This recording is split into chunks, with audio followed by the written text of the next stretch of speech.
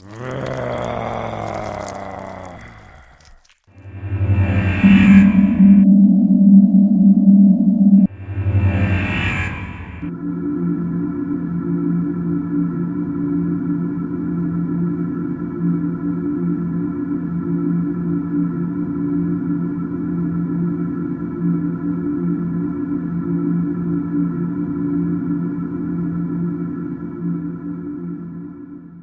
and welcome to the 30k channel, a channel dedicated to games set in HORUS Heresy. I'm your host David Brains, and today we have World Eaters versus Iron Hands. So with the Iron Hands we have the famous, the Iron Father, Paul Busfield. Hi. Hi Paul. How you doing? Thanks very much for coming today. Now you've come all the way from Wakefield, is that right? That's right, yeah. Yeah, so he's put some good miles to be in here today. And his opponent, World Eaters, is Julien Handley. Hi guys. Hey Julien, how are you? Yeah, no bad. Excellent. Now you've also come from Reading, is that right? Yeah. So both of these guys have put some great mileage in to come and see us today. And I have to say, we've got two beautiful armies. You know, we've got Paul's alternative painted Iron Hands, so they're more silver than black, aren't they? Yeah. They're quite a distinctive colour. And we've got Julien's really lovely battle-worn World Eaters. They're pretty awesome, aren't they? Yeah. So we've got a great game for you today. The premise of the game is that the World Eaters have captured a staging area from the Iron Hands, and the Iron Hands want it back. So we'll see how that develops. So Paul, you've brought a Mastodon for us. Yes. Now this is a channel first. So we've had a Mastodon on a World Eaters one, but that was on the Zone Mortalis game. We didn't actually use it, so we're going to see a Mastodon in action. And you've brought a variety of vehicles as well, I see. Yeah. So we've got a lot of heavy firepower. Yeah. So talk to us a little bit about the Medusa squadron. It's using the solar auxiliary vehicles. Yeah. The idea behind this is obviously after Istvan, they lose a lot of equipment, so they've kind of asked to borrow solar auxiliary Medusas, providing some good anti-infantry light vehicle fire. 2 Vindicator destroyers that take on any vehicles, hopefully, and of course the Mastodon to keep the troops safe when getting in position. So what's inside this beast? What have you got in there? Inside the Mastodon, there'll be one 15-man squad of Immortals, the 10-man squad of tactical troops, and Ortak Moore and his Terminator bodyguard. Fantastic. So you can really ram that full, can't you? Yeah, with a load of stuff. Yeah. And you've also brought Garro for this game as well. Yes, I have. So how does that fit into this list?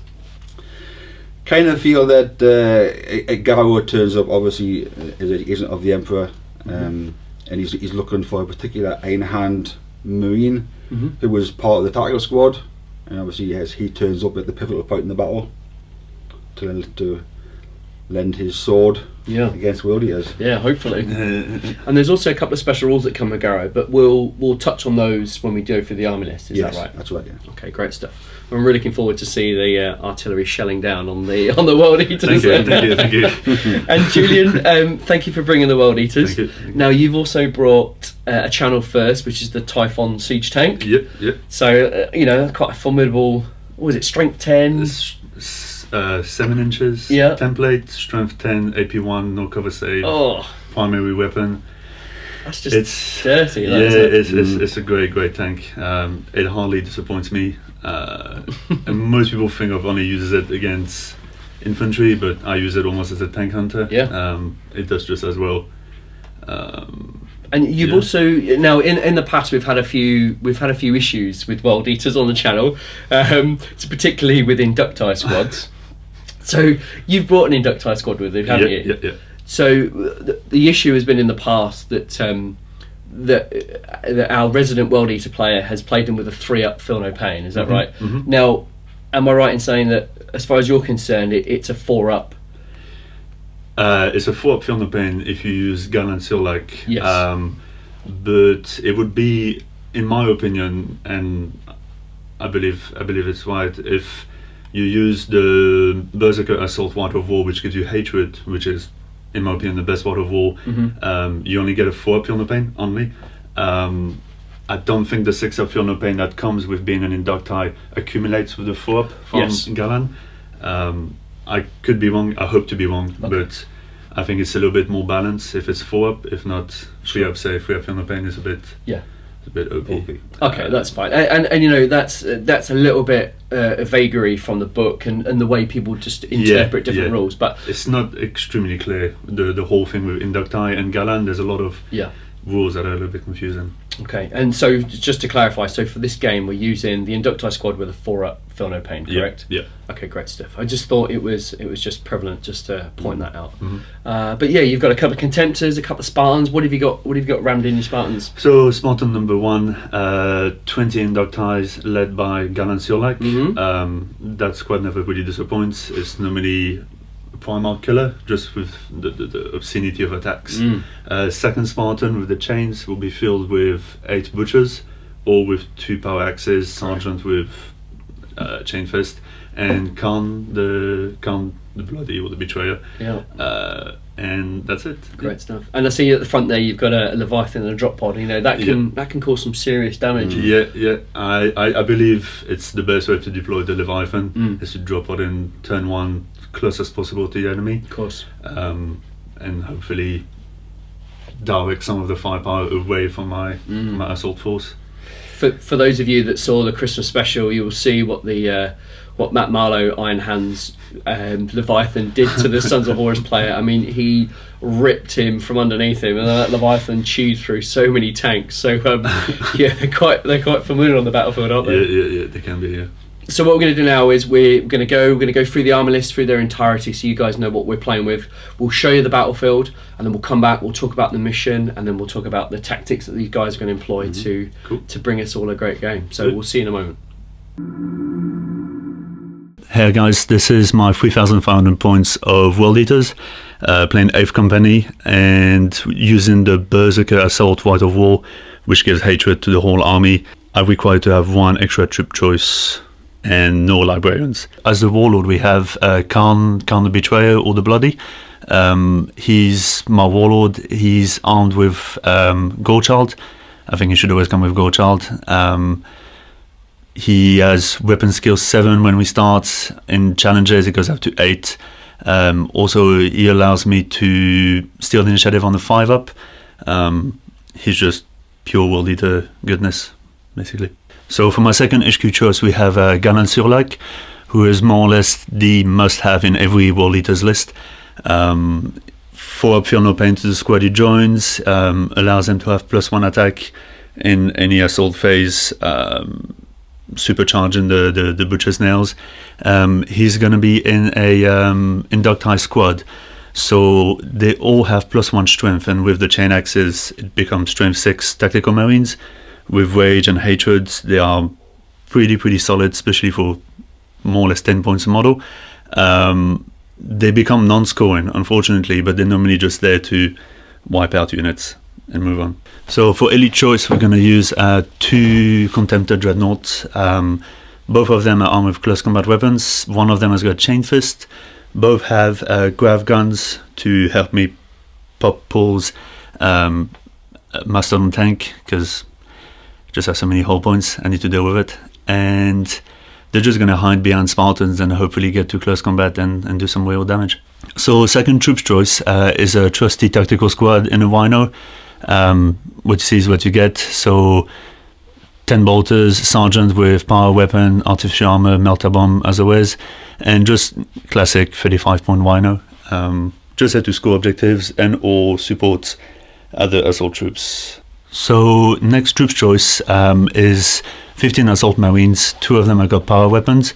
One is power sword, the other one is power axe. Assault marines got a huge drop in points, so they're a lot better to use now in games. Sergeant has got twin claws, just because they look awesome, and artificial armor, melter bombs, and they hopefully can deep strike, not scatter too much, and support the butchers hopefully in the next turn. So first heavy support choice is my Leviathan Dreadnought. He arrives by deep strike on turn 1 with the drop pod. I believe it's the best way to use it. It always does a lot of damage. This is the first time I use this one. It was painted by a friend of mine, Richard Gray. He's turned it into a masterpiece, I think, and a good central piece to my army. It's armed with the Graph Cannon, which is squad deleter, a couple of Volkites, the Chain Fist with Melta Gun inside it, and the Phosphex Bombard. So in my elite choice, we also have my butchers. I'm going to take 8 of them today. They are led by the Devourer with Twin Chain Fist. All of them have a couple of power axes, as always. They're just one of the best close combat units in the game. Obscene amount of attacks. Strength 5. We will fail charge distances. They have rage. Fearless. They're just absolutely awesome. All the ones that are painted in red, my friend Prometheus painted them for me as a gift, alongside with Kharn the Bloody. They look absolutely awesome, I think, and that's it. So finally, we have my 2 heavy support choices, which are Spartans. Both of them are armed with the Quadlas cannons, heavy bolters. Both of them are assault vehicles, so they're just the absolute best transport for World Eaters. They both have armored ceramite, flare shield, dozer blades, all the goodness. They're a little bit more expensive than it used to be, but I never leave home with at least 2 of them. And in the middle of them is the trusty Typhon, that is a squad deleter, tank deleter. He never really disappoints, I hope. I'm not cursing myself here. He's armed with heavy bolters, just because I like to fit him in small games, so cost as little as possible. Armored ceramite also, and that's about it. Hi guys, this is my 3,500 points of Iron Hands. They're taking the company of Bitter Iron, right of war that allows Immortals as troops, and led by Ortec Moore, with the help from Nathaniel Garro. So this is my HQ choice. It's Ortec Moore, equipped with a Cyber Familiar to give him a 3+ invulnerable save. He's also accompanied by a Terminator Command Squad with a mix of hand weapons, 2 Chain Fists, a Thunder Hammer, a Power Fist and a Lightning Claw, and all have got Volkite charges. My second HQ choice is Nathaniel Garro, Agent of the Sigillite. He's here to lend a hand to the Iron Hands. He has a special rule for Oath of Moment, which allows him to claim extra victory points if he succeeds in a special mission.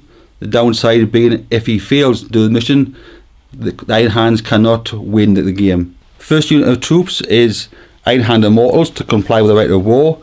These are 15 strong, led by a veteran sergeant who has a Cyber Familiar for +1 vulnerable save. He also has a power weapon, metal bombs and a breaching charge. This is my second troop choice, another squad of 15 Immortals, all equipped the same as the first, with a sergeant, artificer armor, Cyber Familiar, metal bombs and breaching charge. My first heavy support choice is a Legion artillery squadron.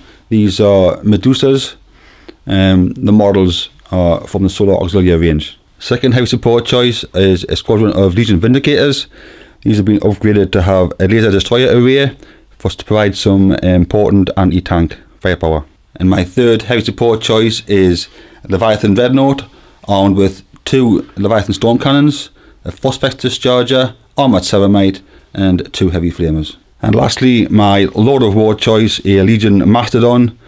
This is a great bit of kit, and hopefully going to transport the Immortals, the Terminators and a tactical squad straight into the World Eaters deployment area.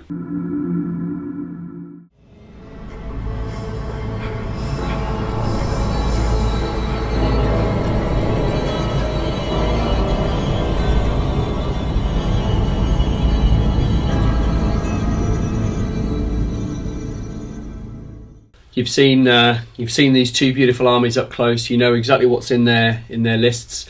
You've seen the battlefield, so you know that we have a a Zone Mortalis-esque staging area with some craters with some containers on it.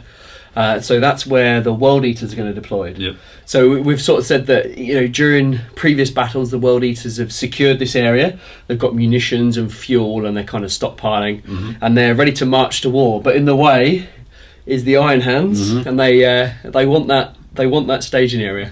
So to represent that, we've gone with Hammer and Anvil. So the World Eaters are going to be deployed in the staging area, and the Iron Hands are going to be sort of on the fringes of the area.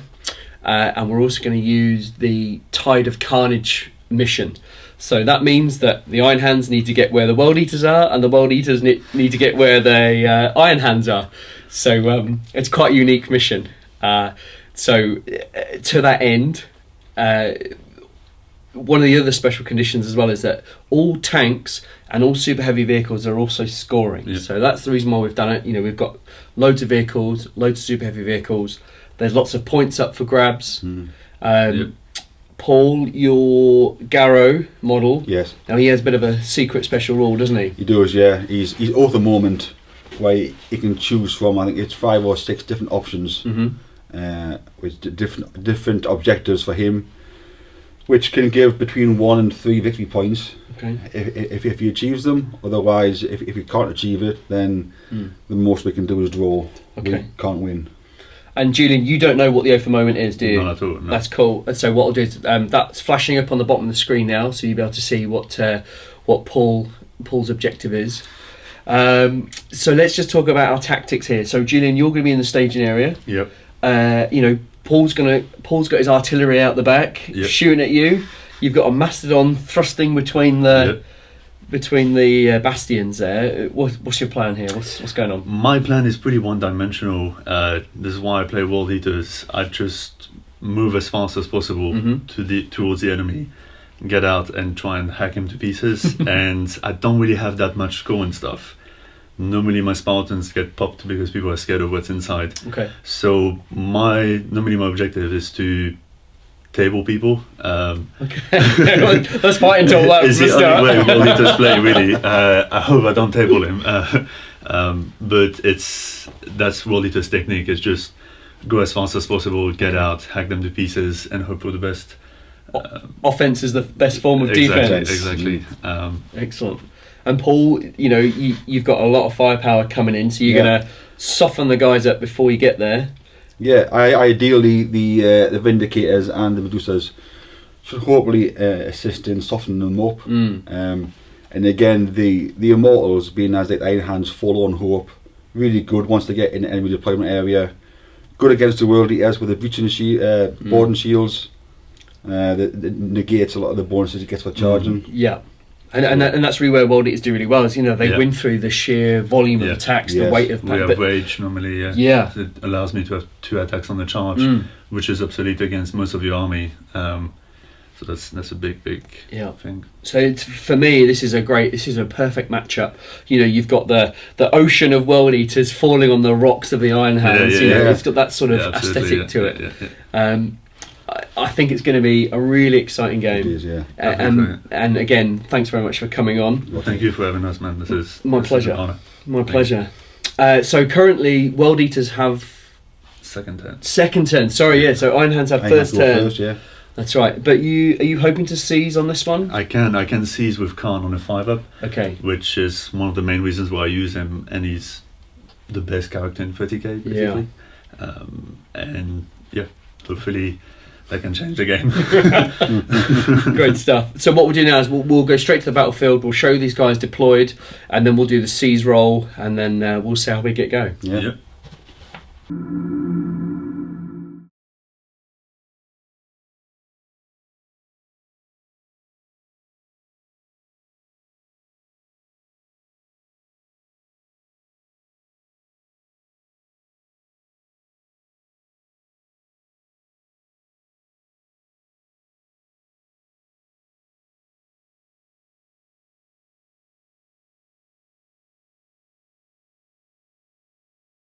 Okay, we're here. We're all ready, all set up, ready to go. Paul, you have first turn, is that right? Yes, that's correct. And Julien, you want to seize? I do, absolutely. Okay, and now because of Kharn, you seize on a 5, is that right? Yep, I get +1 to the seize roll. Oh, okay, well, we'll see. Right, you got your dice ready? Yeah, ready to go. Okay, ready when you are. Oh! didn't even need the +1. Here we go. Let's get. Good luck, man. Good luck, bud. So World Eater's turn 1 movement phase. The Dreadnought drop pod managed to deep strike right behind the Medusa squadron, and he scattered only 2 inches right behind it. The Spartan moved through those crates and didn't get immobilized, moved 12 inches. The first Contemptor has moved and 1 behind it, staying under cover. The middle Spartan with Kharn and the Butchers just moved a little bit sideways, moved forward a little bit, also 12 inches. The second Contemptor moved 6 and 1 2 inches. He's going to try and stay behind cover. The Typhon has just slightly rotated so he can still shoot his 48 inches. And the Rhino is just standing there waiting to have a clear path to go and claim some points later on in the game.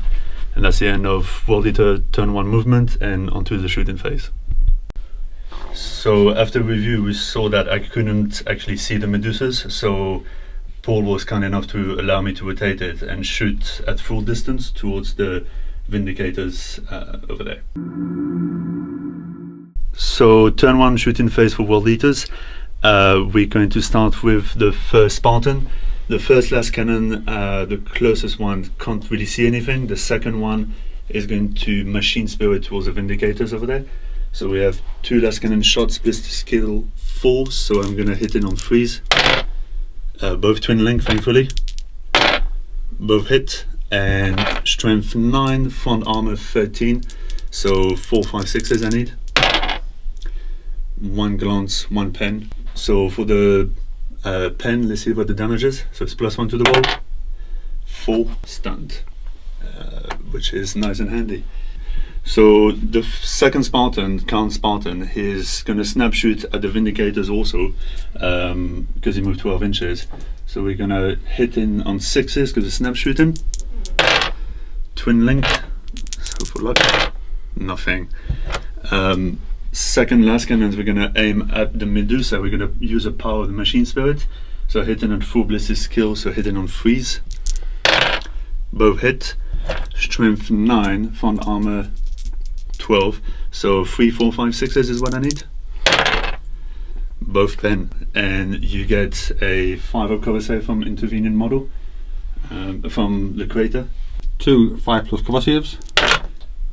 1. Oh, so 1 penetrating kit. Yep. Hit what? Let's see what it does. So it's a strength 9 AP2, so +1 to the damage. 3. So we have a shaken result on the first Medusa and 1 hull point less. So next up for the World Eaters shooting, we're going to use the melter inside of the chain fist. We're going to shoot at the back of the Medusas that we started shooting with the last cannons. So we are hitting on 2s with ballistic skill 5 hits, and then strength 8 melter. Do you have armored thermite? No. So 2d6 for the back of the first Medusa. That's a pen, and no cover saves. It's AP1, so +2 to the results. That's a boom. Oh, it's exposed. Let's explode. So that was an awesome result with the melter. We're going to try now to chip a couple of hull points, hopefully with the Volkites and Wall High, and then we'll go with the Grav Cannon. So hitting on 2s again with ballistic skill 5, both hit. I've got strength 5, wear armor 10, so I need 5s and 6s. Okay, so that was an awesome result. We've just tripped 2 more hull points to Medusa, so that's 2 gone. The dice gods are with me today so far, and now we go to the Grav Cannon and see what happens. So now we do the Grav Cannon. I've hit on target. It's scattered 5, but I've got ballistic skill 5, so it stayed on. And now the rules of the Grav Cannon is got strength value of 3d6, and we're going to roll against side armor. Whoa, that's pretty good. So it's got a strength value of 16, so it's a pen, and let's see what the result is for the damage. +1 because it's AP2, so Q shaken again, and that's it. 1 hull point. Next up is a Typhon, shot at the Vindicator Squadron and completely missed, sadly. So it was a pretty good shooting turn. I managed to more or less neutralize the whole Medusa squadron, which was a huge threat for me with the strength 10. Pretty good shooting going for World Eaters, and that's the end of turn 1 World Eaters. Iron Hands turn 1 movement. After suffering some heavy shots from the World Eaters, we're now trying to recover the position. So the Medusa has moved up away from the Leviathan. My Leviathan has moved back to try and counter the World Eaters. One that dropped in. Mastodon has moved forward, ready to assault the World Eater position. The Immortal squad has followed up behind the Mastodon, and the Vindicators have remained where they are to maximise their firepower. Okay, Iron Hands turn 1 shooting phase. Okay, both tanks have overcharged. The one without damage has unfortunately taken a hull point during the overcharge. So I've now got 6 shots to hit the Spartan. So the first Vindicator is firing at the side armour of the Spartan at full ballistic skill, needing 3 to hit. No hits.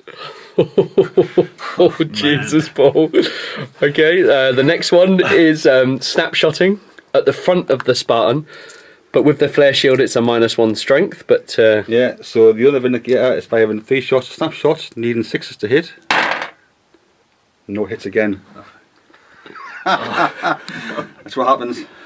So, after that appalling shot with the Vindicators, hopefully the Mastodon can actually hit the Spartan. So we're going to fire both sponsor and last cannons at full ballistic skill, needing 3s.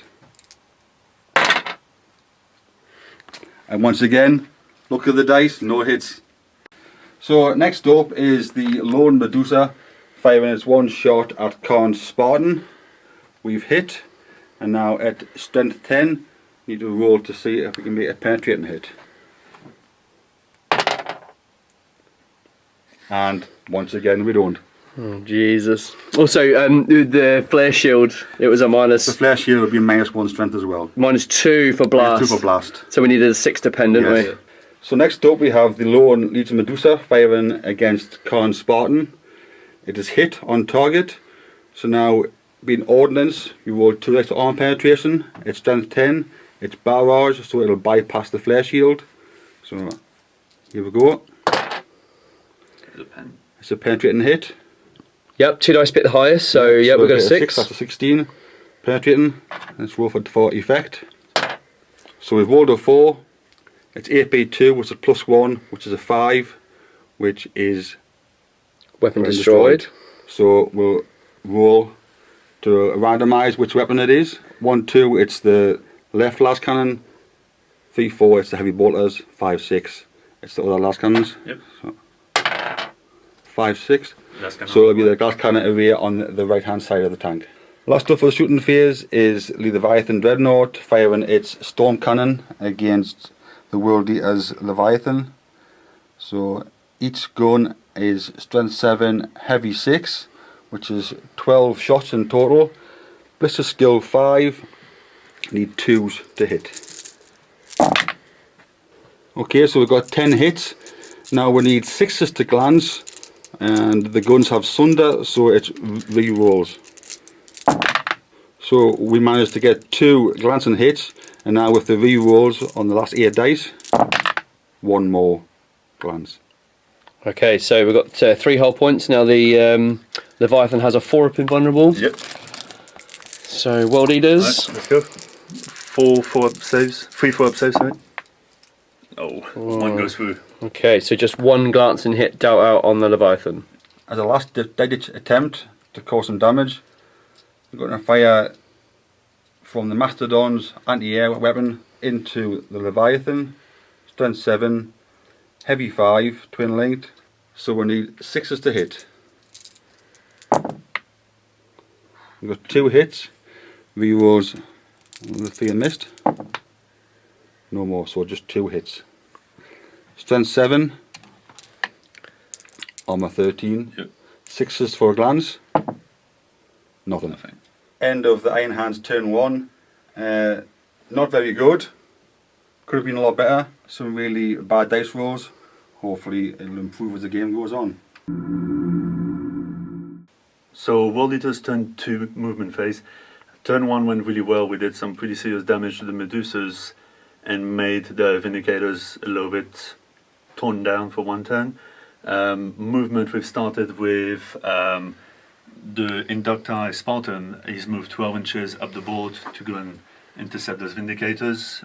The first Contemptor has moved 6 inches, ready to use his 2 grav guns on the Mastodon.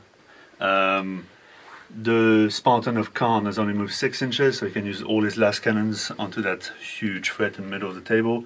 Second Contemptor has moved 6, running behind. The Typhon has stayed put, just rotated to also meet the Mastodon.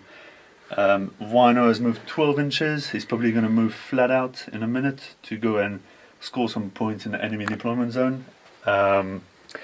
The Leviathan has stepped out of the Dreadnought and is ready to meet his former brother and hopefully drill him to pieces. And my Assault Marines came from reserves.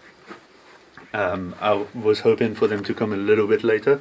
They scattered a little bit backwards, couple of dangerous tests.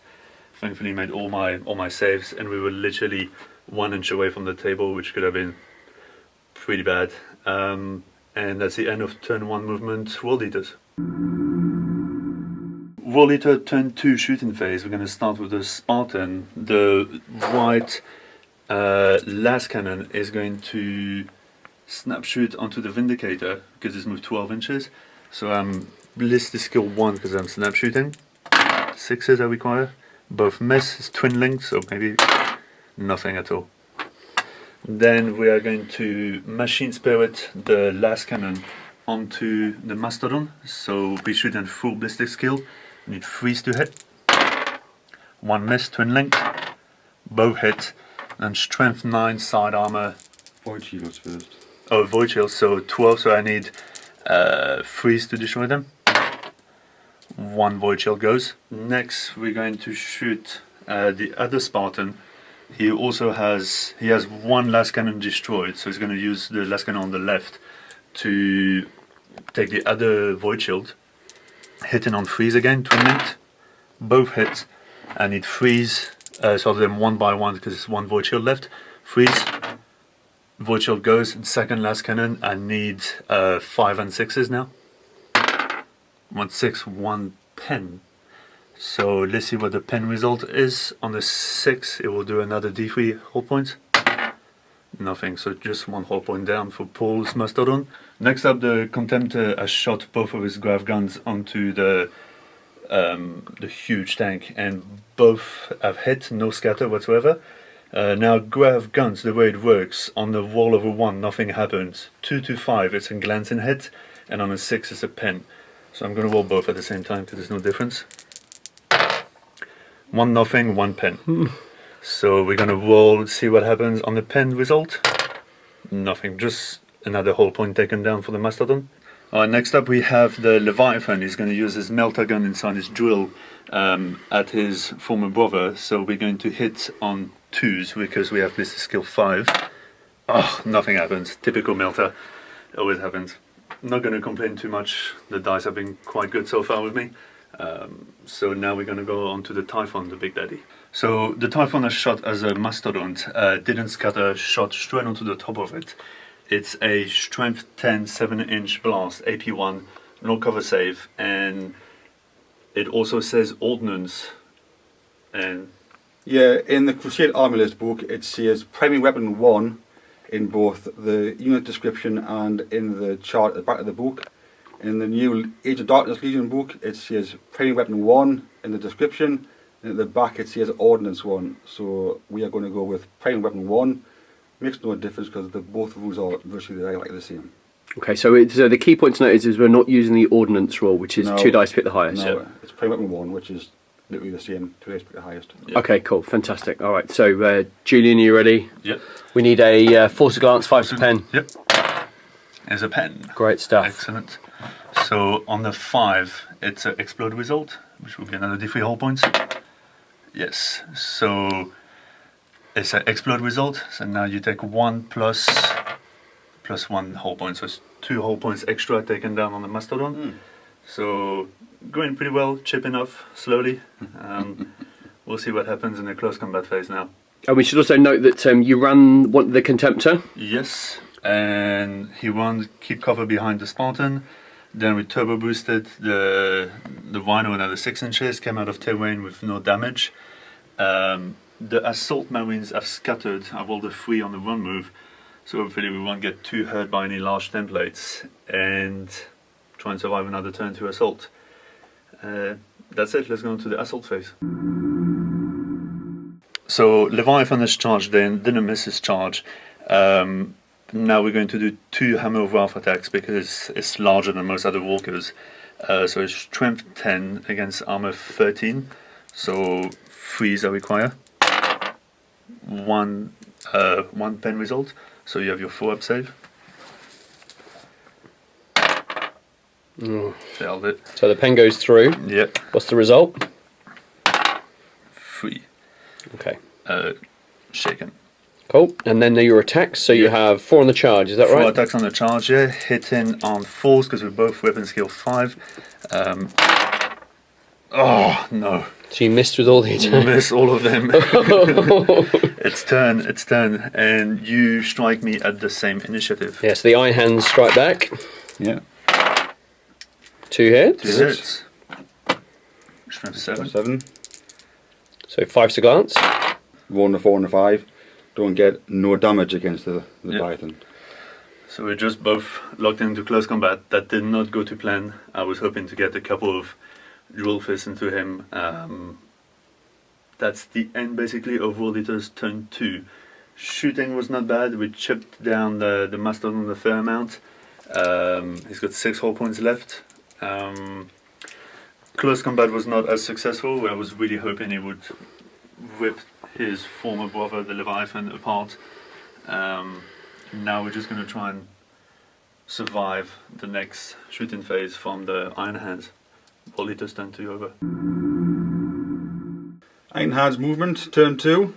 Okay, the Vindicators once more have remained stationary to maximise firepower. The Mastodon has slowly crept up towards the World Eater deployment zone. The Medusa again remains stationary to maximise firepower. The Leviathan are locked in combat, and the Immortal squad on foot, they have turned to face the surprise assault by the World Eater's jump squad. Start of the Iron Hands turn 2 shooting phase. The Vindicators hopefully this time will do the due, firing both on overcharged shots. No whole points taken by the Vindicators. Both firing at the Inducti Spartan. So that's 6 dice to hit, needing 3s, which are twin linked. So that's 5 hits, which is good. Strength 9, but with the flare shield, only strength 8 on the Spartan. Yep. So we need 6s for the glance. We're rolling 2 dice each for ordnance. So 2 dice pick the highest. We need a 6. No, for the first one. No. Oh, come on, we need a few 6s. Here we go. 1. 1. For 1. Okay, so just 1 glance coming through onto the Spartan. Yep. Turn 2 shooting from the Medusa Immortal squad. Fired the 3 metal guns into the World Eater assault squad. 2 hits and only 1 Marine was killed. The sergeant fired his bolt pistol and failed to hit. The remaining guys fired all of their bolters on wrap-up fire and killed a further 2 Marines. The melter array on the Mastodon was going to fire on Kharn Spartan, but when you do the math, it's because it's a blast weapon and then Spartan has a flare shield. It's -2 strength, which makes it strength 7, which means it's impossible to harm the Spartan.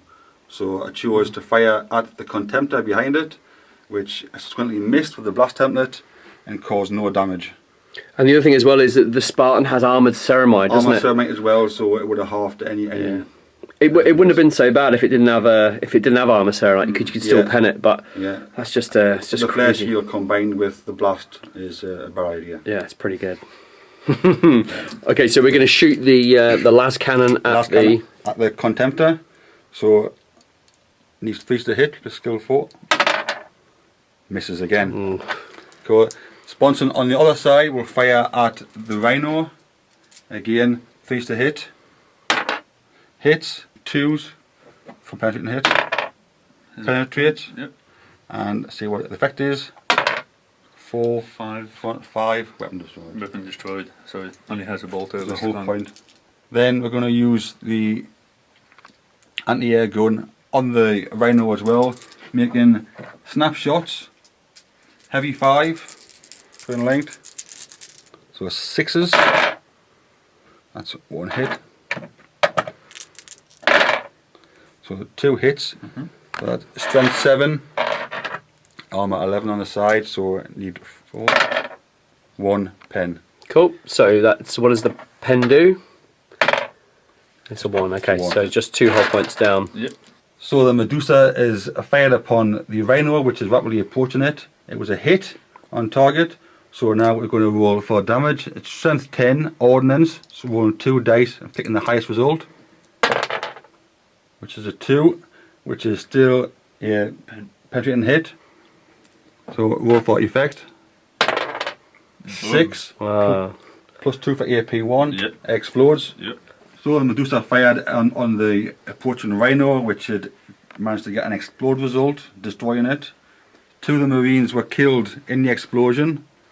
Overall, shooting phase, bit okay, but you know, hopefully better as the game goes on again. Iron Hands turn 2 assault phase. We've got the 2 Leviathans locked in combat from turn 1. So I'm going to go first. Both strike at the same initiative. So I've got 3 attacks. Hitting on 4s. I get 1 attack in. Strength 7, armor 13. It needs a 6 for a glance. And was a 4, no effect. 4 liters, so I will hit in on 4 also because we both have weapon skill 5. 3 hits this time, much better.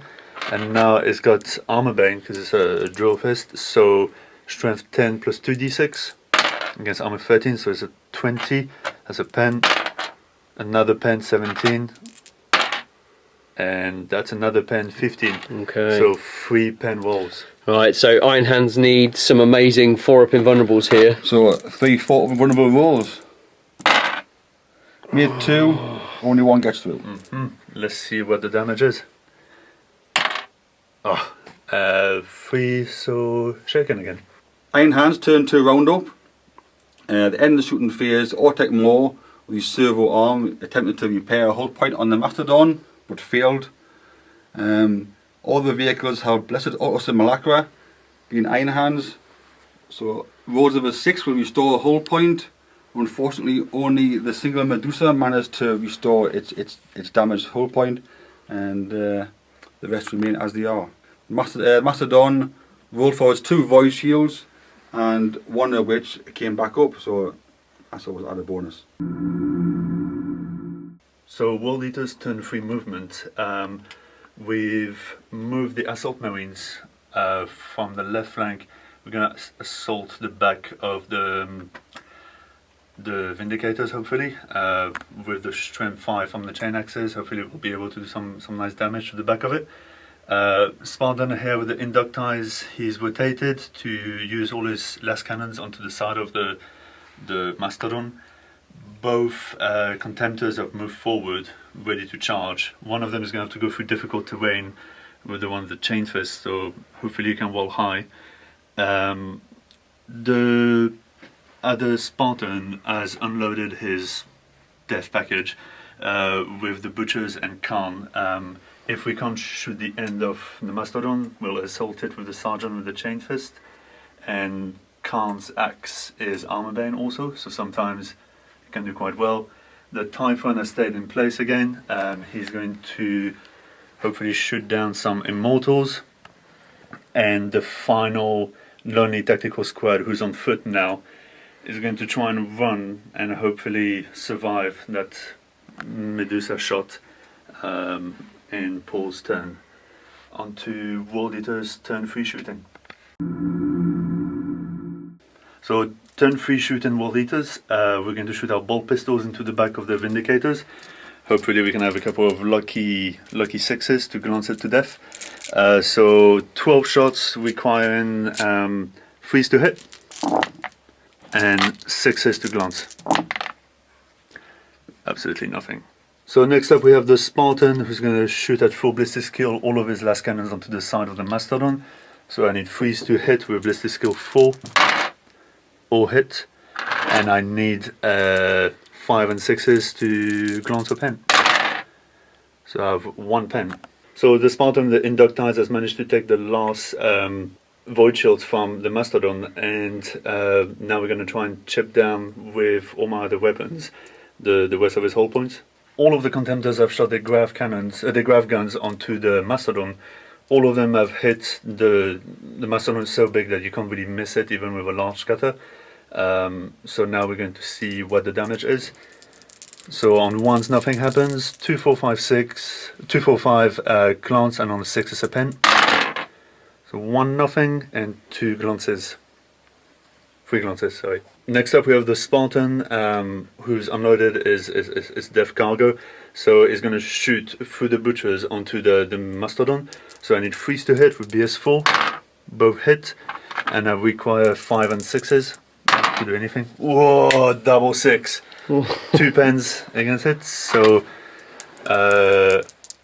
do your cover save? You get cover save of 5, 6, firing through intervening models. So 1 saved and 1 gets through. Yep. Let's see what it does. I add +1 to that wall because it's AP2. 6, explosion. So now we're going to roll for the explosion result. If I roll a 1 or a 2, he will still have 1 hull point left. If I roll 3, 4, 5, 6, then I explode the Mastodon. There we go. Ah, 1 hull point left. Result. It survives 1 more turn. So the Typhon is shot as a Mastodon. We're going to try and blow it up so we can assault the contents with the Butchers. We rolled. I aimed for the back of the Mastodon. Rolled unfortunately quite high on the scatter, but luckily I missed all of my stuff, but still managed to clip the Mastodon. And that was a bit of a cold sweat moment. And now we're going to use Strength 10 AP1, no cover save, and it's a primary weapon, so we roll 2d6 and we choose the highest again. And that's a pen, 6 and a 2. So that's a Mastodon dead, and we're going to roll now and see what kind of explosion it does. We're going to roll to see the explosion result for the Mastodon with a -2. So it just becomes a wrecked building basically now, because of its such an armored vehicle that's designed for siege. It's designed to survive anything, even the explosions. So unfortunately for me, fortunately for Paul, he only gets a small explosion result on all of his infantry. If not, it could have been a lot worse. Good result for him, average result for me. Now we're going to try and see how I assault the leftovers. Mastodon, with its reinforced shell, it allows the result of the catastrophic damage table to be -2, which Julien's roll of a 2 made it a 0, which means it doesn't explode. It's only counted as a ruined building instead, which means that the guys transported inside only take a strength 4 hit with no armor modifier. As a result of that, only 2 Immortals and 1 Tactical Marine actually succumbed to the damage, and the rest of the troops are okay and are inside the wrecked vehicle now.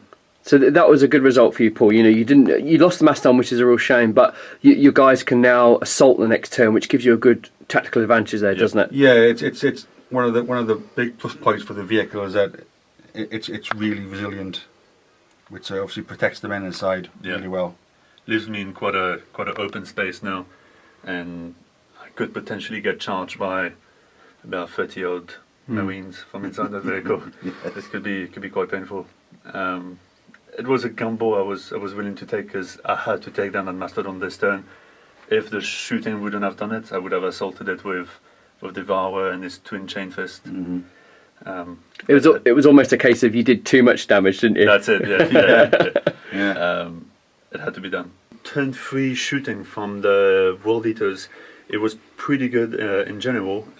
First with the Assault Marines, you try to shoot and be quite lucky at the back of the Vindicators. Fortunately, didn't roll any 6s to glance it to death. But then I basically had my entire army shoot at the Mastodon, which is a fair amount. It's basically 3,500 points shot at this one engine of death. 6 lax cannons, 4 grav guns, and a Typhon super heavy cannon. That's what it took to take down this last 6 hull points and 1 void shield. So pretty good going from the Iron Hands. Now it leaves me with my my Death Star in the middle, a little bit in the open, but I'm hoping they can take as much as possible.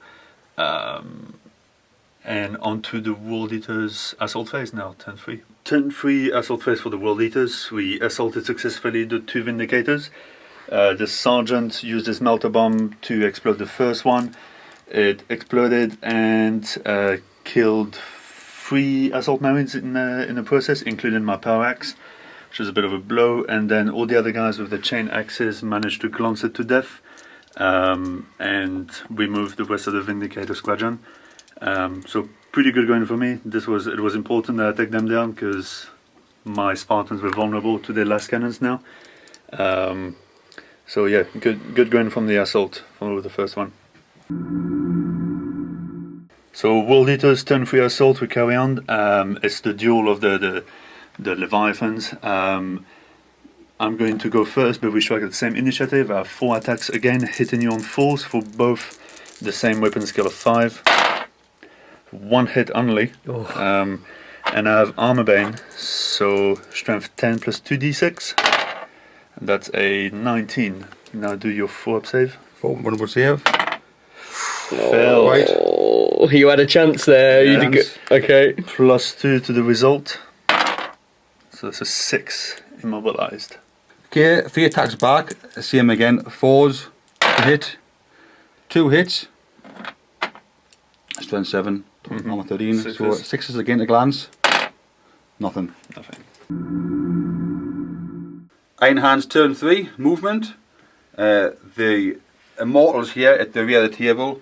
They've moved into position to try and mop up the World Eater Assault Squad. Over in the middle, after taking pinning tests, only the Tactical Squad was pinned. They've remained inside the Mastodon. The Immortals, led by Garro, have came out at the front, and at the rear, Ortec Moore and his Terminator bodyguard have came out to face off against the Spartan. Iron Hands turn 3 shooting phase. The Immortals at the rear of the table, they fired the bow pistols and melter gun into the Assault Marines, but to no avail as the World Eaters made all of their saves and the melter guns failed to wound. Ortec Moore's Terminators can't damage the Spartan as they're all armed with Volkites, which leads us just to Garro and the Immortals. Garro is going to fire first with his mastercrafted bolter, which is Assault 3, Strength 4. So we're going to need his weapon skill 5, so we need 2s to hit. Which is 2 1s and a 2. mastercrafted, so it'll be roll 1. Yep. And it's another 1. Oh wow. Not his day. Strength 4, so forced to wound. No wound. Nothing. Then we've got 3 melter guns from the Immortal Squad. That's 3 good hits. Much better. 2s to wound. And 2 wounds. 2 wounds.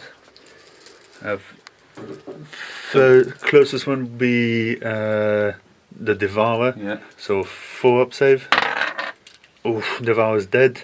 And next one will be the next Wit Butcher. 4-up. Makes it. Okay. And the reason why he died because he insta killed him, didn't he? Strength 8, toughness 4. Yeah. Yeah. So next we've got 11 Immortals. They're going to be firing their bow pistols into the Red Butchers. So that is 11 shots. 3s to hit. So Again, strength 4, toughness 4, force to wound. That's 4 wounds, 4 saves to make. 4 wounds. So we go back to the Red Butcher. So I do them 2 at a time, 2 up save. All good. Another 2 up. All good. All good. So the Medusa is fired onto the World Eater Tactical Squad. It was a direct hit, and it's covered 7 of the remaining 8 guys. So now we're going to roll to cause wounds. Strength 10, 2 to wound. That's 6 wounds, AP 1, so 6 dead. Yep. The 2 remaining guys from the Tactical Squad, I'll fire at them with the heavy bolter from the Medusa. Snap shots because I fired ordnance. So 6s to hit and no hits. So not a bad round of shooting for the Iron Hands in turn 3. The Immortals managed to kill the Devourer, the Red Butchers, and the Medusa killed 6 out of the 8 man tactical squad that was remaining. So all in all, quite good. Iron Hands assault phase, turn 3. So all 3 of the units that wish to charge have made it in successfully. The Iron Hand Immortals at the rear of the table, they took some Overwatch fire from the World Eaters, but due to their inviolate armour and their Iron Hand special rule, you needing 5s to wound, you failed to wound, so they were in with no casualties. Ortec Moore and his command squad managed to make it in no problem to the Spartan. Obviously no Overwatch from the vehicle. And the Immortals and Garro successfully charged Kharn and his Red Butchers. Okay, Iron Hands turn 3 assault. The first assault of the round. The Immortal Sergeant has challenged the World Eater Sergeant. So because he's got a board and shield, he only had base attacks. So same initiative, same stats. So we're needing 4s to hit. Oh. And he fumbles, and his excitement, and he gets double 1. So we have the Sergeant striking back. World Eaters in challenges get +1 in close combat. So I'm hitting you on freeze with hatred.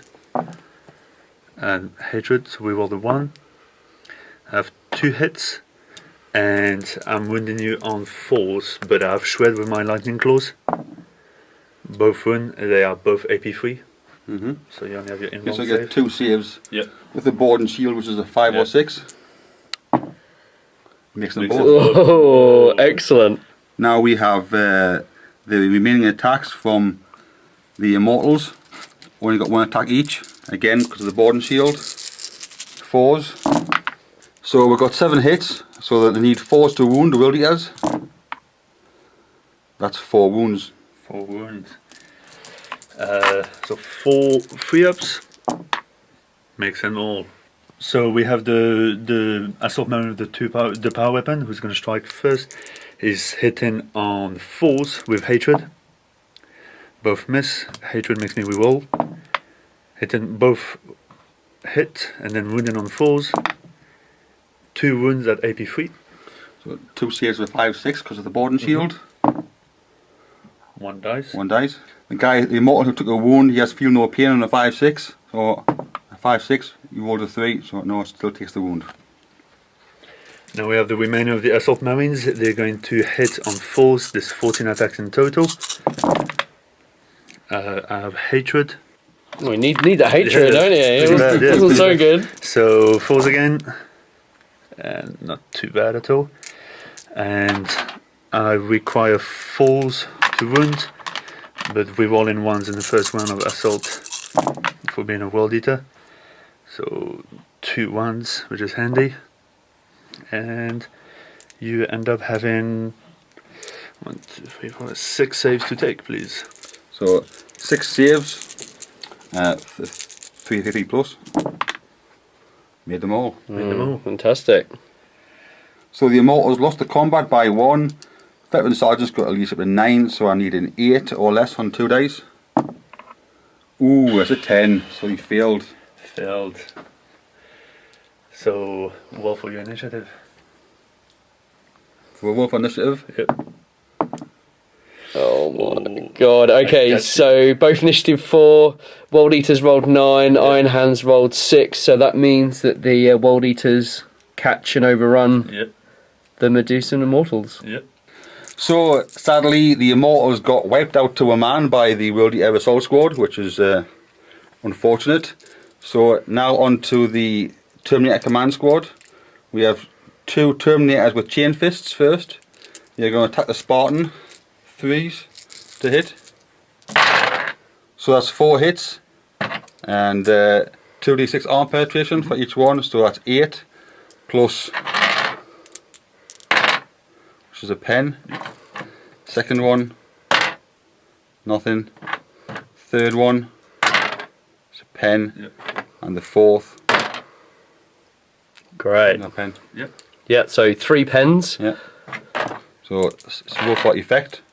It's gone. Cool, so the Spartan explodes. There's 20 guys inside. 20 guys plus gallants, you're like. Cool, so we're going to get the results for you and get back to you. So a good result from that assault. The 2 guys with a chain fist managed to destroy the Spartan by themselves, which exploded and killed 2 of the occupants. Now on to Garro and the Immortals. Okay, so Garro offered a challenge up to the Red Butchers, and Kharn gladly accepted. So Garro is attacking with 4 attacks base, charging to his 2-handed weapon. So that's 5 attacks. Against Kharn's weapon skill of 8, he needs 4s. And all hit. Whoa. So he's +1 strength with his sword Libertas, with some strength 5, toughness 4. So 3's to wound against Kharn. All wound. Whoa. Any wending? And Wending. the 6 is a vending hit. Yeah. Okay, so Kharn's got a 2-up, is that right? 2-up save, and he's got also 4-up invulnerable against the wending. Okay. So should I do the wending first, Paul? Yeah. Yeah. 4-up makes it, and then 2-up save from the artificial armor takes 1 wound. Okay. Now Kharn's reply back. Now Kharn has got 4 base attack, and because the squad is technically outnumbered, he has Rampage, so he gets a D3 extra attack. So I'll have +3 attacks. Or 6. Very nice. Good How many in total? 6 in total? So 7 attacks in total. Oh. He has weapon skill 8, 7 base +1 for being a World Eater and a challenge. So hitting you on freeze with hatred. I love hatred so much. All hit. Okay. And now wounding on freeze, he has strength 5 for being a Paragon Blade. 6s are instant death.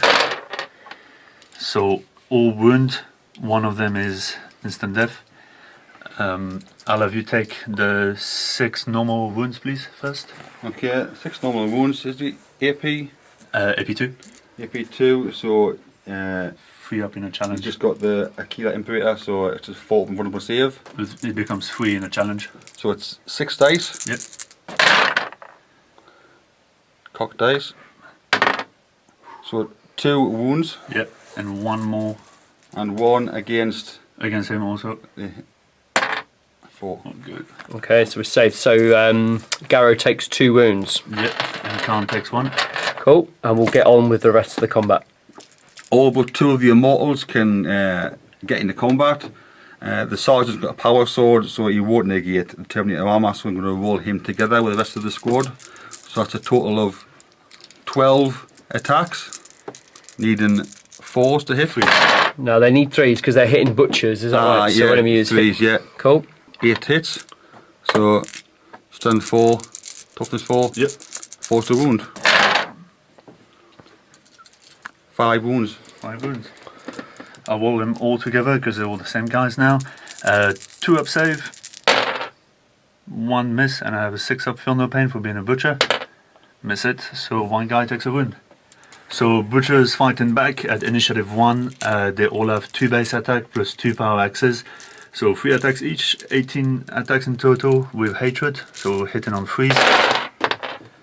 We roll in 1s and 2s.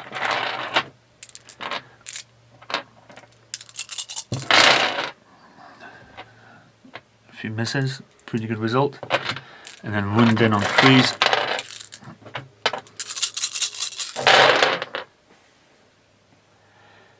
One ones, we rolled a 1. Quite a few 2s there, isn't there? Twos are my enemies. I don't want 2s really. So 7 wounds at AP2, please. So 7 saves with a board and shield, and one above a 5 or 6.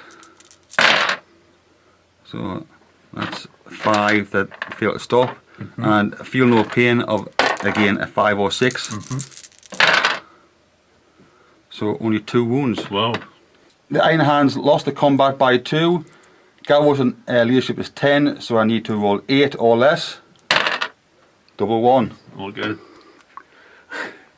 Final combat of Iron Hands turn 3.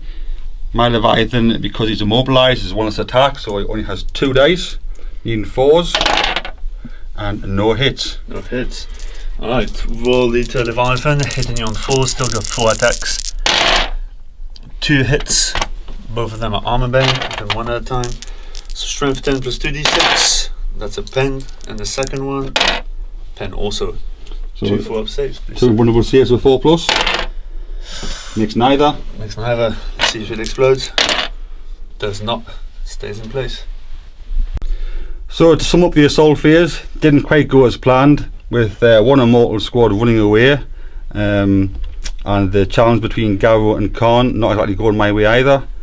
And of course at the very end, the Leviathan finally succumbing to its fallen brethren. Overall, quite a poor turn really, having lost a number of units that were quite important to the battle plan. So I think now I'm very much on the back foot. So turn 4 World Eaters movement phase. We've moved the assault marines that were on the right flank. They've moved back from the scoring situation. They're actually going to go for the kill and move closer with the inductize, and we're all going to charge Otekmo and his personal guard together. The first contemptor has moved through cover a nice healthy 6 inches, and he's going to assault with the butchers, the immortals, and so is the second contemptor also. The Spartan has stayed in place. The Typhon has moved 12 inches. He's going to turbo blast as fast as possible across the board, and towards the end of the battlefield, the 2 tactical marines remaining have legged it across, trying to get into the scoring position, and the Leviathan is moving closer to his kill, the Medusa. And off we go to turn 4 shooting phase World Eaters. So turn 4 shooting phase World Eaters, we're going to have the last cannons from the Spartan on the left. The remaining last cannon is going to shoot through the immortals to the Medusa on the left flank. It will have a 4-up cover save for intervening model and all the barrels. So hitting on 3s with a BS skill of 4. Both miss, twin link thankfully. And that's 1 hit, strength 9, front armor 12. So 3s to glance, nothing happens. So Leviathan shooting the back of the Medusa is going to hit on 2s with the Volkites. 2s to hit, twin link. Both hit. Strength 5, we're armor 10, so 5s and 6s. Nothing. Now we have the Meltagun from inside the fist, so hitting on 2s. Hits. It's in melter range, so strength 8 plus 2d6. That's a pen. And let's see the result. 3 plus 2, 5, weapon destroyed. So 1 to 3 the bolter, 4, 5 or 6 the main Medusa cannon. Heavy bolter. Heavy bolter's gone. Boom. So combat firepower from the assault squads and the inductize squad only managed to kill one command squad terminator. First of all, we hitting on 4s with our inductize, and with a -1 to wound from shooting from in Iron Hands, that was a big help for him. Turn 4 summary shooting for the World Eaters. The Typhon actually didn't shoot at anything because World Eaters are a little bit too close to everything else, so he's moved flat out 6 inches. The 2 contemptors can't really shoot, they grab guns because they're charging into close combat. The 1 command squad terminator died from a deluge of bolt shells, but only one managed to die. And finally, towards the end of the battlefield, the Leviathan shot his melter, did 1 hull point and destroyed the heavy bolter from the Medusa. So all in all, not too bad. Could have been a little bit better. Off to assault, my favorite phase. So turn 4 assault phase for the world leaders. I charged first with the Inductize, and there was a lot of Overwatch firepower from the Volkites. Paul managed to roll 5 sixes and 5 wounds. Thankfully, with my 4 up feel no pain and my 3 up save, I managed to save all of them. Got into combat. Assault Marines got into combat also. Then the first Contemptor Dreadnought going through difficult terrain. I janked myself by saying anything but double ones, and obviously I will double ones. Then the next Contemptor charged successfully into the Immortals. Is going to aid the Kharn and the Butchers. And finally the Leviathan has charged the back of the Medusa, and he's going to attack first with 2 Hammers of Wealth. Auto hits of strength 10, so it's basically an auto pen. Yep. And then you see what the damage is on that. 4 and 2. So it's wreck basically. Yeah, he had 1 hull point already, didn't he? Yeah. And he caused 2 on the Hammer of Wrath. Yeah. So so even without the Hammer of Wrath, like, I could have done a lot more destruction with the Chain Fist afterwards. Let's go on to the main assault over there. So turn 4 assault for the World Eaters. Paul and Otekmo has decided to challenge me. Could have accepted with Garland Surlak, but I don't want him to die to the Paragon Blade. I want to keep the 4 up Feel No Pain to the west of my Inductize. So strategically I accepted with the Sergeant, and Paul is about to strike me first with Initiative 5. cool. So Otekmo strikes first, Initiative 5. Yeah, Initiative 5, yeah, weapon skill 5, so we'll need 3s to hit the Sergeant. All hit. He is strength 5, base stat +1 for a Paragon Blade, strength 6. Yep. So 2s. Yep. To wound. 3 wounds. So he's definitely gone. I have my 4 Feel No Pain, because it's not instant death. He makes all of it, survives. Whoa. Wow. Strike back from the Sergeant, so he has 2 base attack plus rage. So 4 attacks in total, hitting on 4s with hatred, thankfully. And strength 8 with strength 9 with Inductile Wall and the Power Fist, so winning on 2s. And then you have your save. Yeah, he's got Factor Eye Armour plus a Cyber Familiar, so he's got a 3 up and vulnerable save. Yep. Failed 2. Oh, and He's got 1 wound left. It's not instant death because he's got toughness 5. Yep. Great very stuff. strong, very strong. And now we go off to the Inductize and the Assault Marines. We're gonna roll off camera because there's a lot of dice. It's gonna take about half an hour to roll all of this. Both the Assault Marines and the Inductize charge into the command squad of Iron Hands. The Inductide had 44 attacks in reach, which is an obscene amount with hatred, and we roll in once to wound in the first round of assault. So we managed to wipe out the entire command squad except for Otekmo. The Assault Marines are out of range now for the rest of the close combat, so Otekmo, being fearless, is just stuck in now, and hopefully we can finish him off in the next round. Next up we dive into the Kharn challenge against Garro and the Butchers, trying to wipe out the rest of the Iron Hands, including the Contemptor Dreadnought with his twin fist. Turn 4 of the ongoing combat with Kharn and Garro, we still have the challenge between those 2 heroes.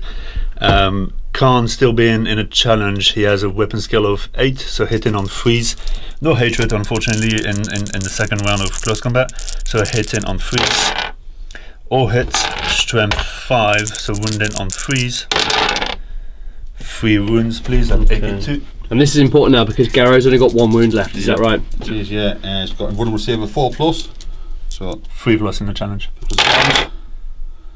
Loses 2. Yep. Oh. Loses his last wound. Yep. As a special rule, when he loses his last wound, he gets to make a leadership test, which is if he passes, he gets to remain on player with 1 wound remaining. Yep. Okay. So leadership test of a 10.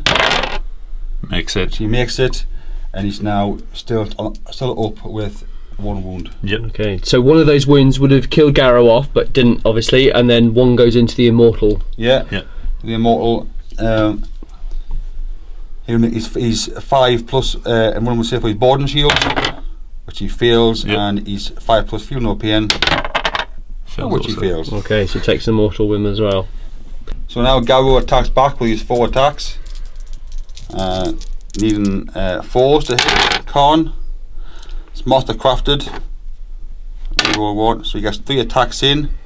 He has +1 strength, so strength 5 plus 3 to wound. Only 1 wound. You have preferred enemy, so we roll the 1. For enemy, we roll the 1. 2 wounds. Yep. So two ups. 2 ups. Make them both. He's fine. Let's go into Butchers against Immortals. So the Contemptor is charging into the Immortals. He has 3 base attack, +1 for having 2 fists, and +1 for charging. So I'm hitting them on freeze. No. Oh. That's bad. And 2s to wound. That's a wound. Shield from the boarding shield, 5/6. Makes it. Loves it. Wow. The Immortals strike back. The Sergeant will use his Melter Bomb against the Contemptor. 1 attack, rolls to hit. Makes it. Rolls off for his to penetrate. 13. It's a glance. Glancing hit. Yep. Oh. 6 up, invulnerable. Fails it, lose a whole point. So now we have the remaining Immortals attacking the Butchers, hitting on 3s, which is very good, and wounding on 4s.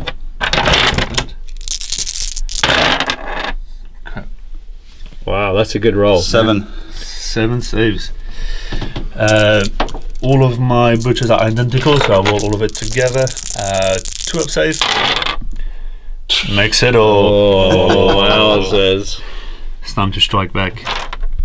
So next up is Butcher striking back at the Immortals. They have 2 base attacks each, +2 close combat weapons from having 2 power axe, so I have 18 attacks in total. Hitting on freeze, no hatred anymore. That makes a big difference actually. And wounding on freeze also with own power axes. All of these hits are AP2. So freeze. So 5 up saves, please. 5 saves and 5+. 1. And feel no pain of a 5+. 1. 3 mortals dead. 3 Immortals dead. Not bad. Not bad result. So Iron Hands once again have failed combat by 4. So Garro's leadership at 10 leaves them needing a 6 on 2 dice to remain in the fight. And that's a 5. And they make it. Okay, that's a good roll. Game changer. So that was a pretty good turn. Shooting, we didn't do too much. Assault, the big thing for me was wiping out that command squad of Terminators. Now Otekmo is surrounded by a horde of World Eaters. Hopefully we can finish him off in Paul's phase. Kharn and Garro being stubborn former Dev Guard, he survived everything and came back to life, unfortunately. And his Iron Hands Immortals do what they do best. They just stay in combat and take the brunt of the World Eaters. Pretty good turn all in all. Up to Paul. Okay, Iron Hands turn 4. Not a lot happening. No movement. No shooting. So straight into the assault phase. Okay, Otekmo is challenged the inductee again. So he's been taken up by Girl and Surlak. 3 attacks. 3 to hit. 2 hits. 2 hits. And strength 6. 2 to wound. Yep. 2 wounds. 2 wounds. I have a 5-up ward save with. Actually, I have my 4 Feel No Pain from Galan. Fail 1, so Galan is down to 1 wound now. Strike back with Galan. He has 3 base attacks, hitting on 4s against a Praetor. No more hatred, unfortunately, and strength 5, wounding on 4s. 1 wound, please. Okay, so Autekmore's got 1 wound left now, so... Save a 2+. No, 3 No, up. it's It's 3 up. 82 power axe. Invulnerable save a 3. Makes it. So, guys, assault against Autekmore. So, all of the world leaders, being a horde of madmen, just piled in onto Autekmore. Garland decided to supercharge the nails and give all of them +1 attack, which was needed because I didn't have hatred or the charge bonus anymore. So, I had 51 attacks in total, but after the first roll of 15 attacks, managed to wound him. He rolled a 1, and sadly Autekmore died. Consolidated towards the closest enemy unit I can hurt, which is now only the Immortals, and both of the units are going for the kill now. And due to the supercharge of the Butcher's Nails, I had to roll on 1s for the whole unit. 2 of them failed, and 2 of their brains exploded and died in the battle. So, ongoing challenge, Kharn vs his former brother Garro. Both heightened on the same initiative, but I still have weapon skill 8 against his 5, so I'm hitting on 3s. 3 hits, not bad going. Strength 5, toughness 4, so I'm winning on 3s also. Oh, one wound is an instant kill. No pressure, save of a 4+. Makes Oh, it. great stuff. Hitting back. So, Garro strikes back. 4 attacks with Libertas. 4s to hit Kharn. Not bad. That's really good. Mastercrafted. Mastercraft indeed. Whoa. Oh, that's a premonition. Yeah, That. you need the same for Yeah. wending now. Yeah, so rolls to wound, strength 5, toughness 4. Yep. 3s. 2 Oh, 6s. Wending. here we 2 go. wending. So we've got 2 rends and 1 wound. Yep. Which one do you want to take first? The rending first. 2 wending first. The 4-up save. Here we go. Makes it. And an artificial armor save. Makes There it. it is. Oh, Kharn loves it. ongoing. So next up is a Contemptor striking at initiative. So 4 attacks now, no more charging. Hitting on 3. Hopefully it does better this time. Much better. All hits. 2s to wound. Very nice. 3 5-up ward saves, please. 3 saves, 5+. Oh, 1 goes through. Feel no pain of a 5/6. no, feel no Oh pain. no, It's because double strength strength. 10. Yeah. So 1 Immortal goes down. Yep. Next up, the Immortals. 9 attacks back towards the Red Butchers. 3s. Not very good. And 4s to wound. 1 wound. 1 wound. Jeez. 2 up. Makes it. Not good. Back to the Butchers. So here we go again for Butchers hitting Immortals. So I have 18 attacks yet again for 2 base and 1 for 2 power axe. So 3s to hit. No more hatred. Yep. And 3s to wound. Not bad going. So 4 fails. Sorry. So 8 saves, please. That's 5 up. Yes, here's a 5+. Oh, that's bad. Ooh. And feel no pain. 4 dead. 4 dead, okay. And then finally, we've just got a melter bomb Yep. from the Sergeant Yeah. into the Contemptor. Fails. Fails. Does not hit, unfortunately. No. Okay. So we're going to tot up the score and come back. After another bad round of combat, the Iron Hands lost 5 Immortals. So now just a leadership test from Garro again, needing a 5 or less. No, it's a fail. Alright. So an initiative test. So it's both 5, isn't it? So because the cataphractii armor can't pursue, being slow, the contemptor is gonna have to pursue the fleeing immortals. So let's roll for initiative test. Okay, so Contemptor's initiative 4, Garro's initiative 5. Yeah. Oh, I catch you. Oh my word. Okay, yeah. So unfortunately Garro and the Immortals are caught, and that is a wipeout. Unfortunately, that is the end of the game. Yep. So just a quick chat, guys. What do we do? A bit of a what? A whitewash. Yeah. It me stealing the initiative changed everything. Yeah, definitely. I managed to suppress huge amount of firepower from turn one, which would have changed the game completely. And the Dreadnought being able to deflect them on turn 1. Yeah. Taking out 2 of the Medusa. Yeah. Was it's big hindrance. Yeah. Huge. Okay, so let's go back to the front and we'll have a chat about it further. Okay. Okay. Right, here we are. Wipeout. World Eaters. Yeah. Julien, you said at the beginning of the game that you write a list to wipe armies out, and you followed up there, didn't you? You've done it. Yes. In all modesty, I think it was a little bit lucky, and I think Paul was dreadful at rolling dice. Yeah, thank you. But he had a really strong army, and the only thing that saved me was stealing first turn. This is why Kharn is my man of the match, allowing me to steal the initiative. I managed to neutralize half of his anti-tank firepower and most of his anti-infantry firepower on turn 1, which would have been dreadful. The Medusas would have destroyed my Spartans, most likely. The Vindicators also. That changed the whole game from turn 1. It did. Yeah, and also, the flare shield with the armored ceramite together, that's quite a powerful combination, isn't it? Yeah. It's hard to get through. And and when the Mastodon got up close, it wanted to fire its Magna, its melter gun at the front, but it couldn't hurt it. It's just mad. If that melter weapon didn't have blast markers, you could have done it on a 6. Yeah. You would have had armor bane. Yeah.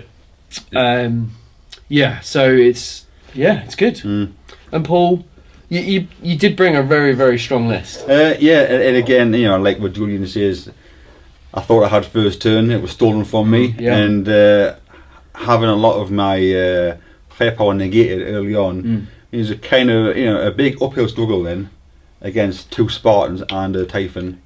And like you say, the Mastodon it's a troop transport. It's not a tank. It's so it's limited in what it can do. And again, a Leviathan and a drop pod, they're the new hotness. They are so strong. It's almost a must-have. I don't use mortars because that's not really world eatersy. But I do allow myself to have this deep striking beast, and this was his first game. He did really well. really happy. So really happy about the result. Good. Epic game. Absolutely epic game. As always against Paul, it's always fun. It's always fluff. It's good. So you brought Kharn for your C's, your 5-up C's, but Paul, you've brought Garro. Is that right? Yeah, Garro. It's the first time I've been able to use him in a game, and the hope was with his author moment that he'd be able to grab some nice juicy victory points, but. Sadly, he just doesn't cut the mustard. He's a bit underpowered, really. It's that AP3 sword as well, isn't it? The sword, If it's AP2, it'd be pretty good. Yeah. Because virtually every character has artificer armour. Yeah. And they're getting their full save against it, so it's a bit of hard work. It's a bit tough one, isn't it? All right, well, thank you so much for coming along, gents. I know you've travelled some distance, no worries, and I really appreciate you coming on. The channel is a far better place with guys like you on the channel with your army. Thank you for coming. Thank you for having us. This channel makes this hobby a better place, and you bring a lot to the hobby. Thanks, man. That's very kind. Thank you. And also, we should mention We'd love to have these guys back. Hopefully you'll return. Maybe. It's maybe not against Julien again. Definitely will. We would love to have Paul with all his, his Breaching Marines, his Immortals on Zone Mortalis. Yeah, that'd be good. Hopefully you'll come back for that, which would be certainly. great. That's good. And the only other thing is, let us know what you thought of the game. Leave your comments. We love to hear your comments and what you've got to say. And go to the Facebook page, go to the Instagram page, and we look forward to the next game. So we'll see you again soon. Certainly.